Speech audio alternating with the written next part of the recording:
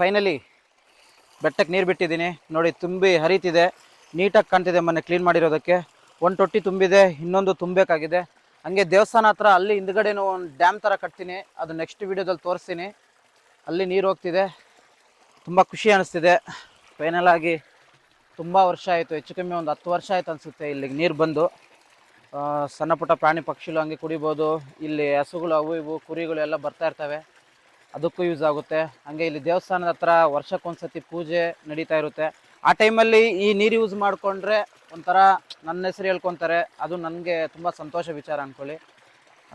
Finally thank you. ಇದು ನನ್ನ ಹೊಸ ಚಾನಲ್ ಅಂದ್ಕೊಳ್ಳಿ. ಇದರಲ್ಲಿ ನನ್ನ ಲೈಫ್ ಸ್ಟೈಲ್ ಇರಲಿ, ಕೆಲವೊಂದು ಕಂಟೆಂಟ್ ವೀಡಿಯೋಸ್ ಇರಲಿ, ಎಲ್ಲ ಮಾಡ್ತಾಯಿರ್ತೀನಿ. ಈ ಅಕೌಂಟ್ಗೂ ಫಾಲೋ ಮಾಡ್ಕೊಳ್ಳಿ.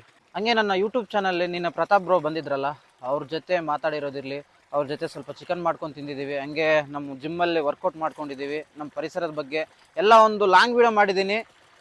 ಎಲ್ಲ ನೋಡಿ, ನಾನು ಬಯೋದಲ್ಲಿ ಲಿಂಕ್ ಹಾಕಿರ್ತೀನಿ, ದಯವಿಟ್ಟು ಫುಲ್ ವೀಡಿಯೋ ನೋಡಿ.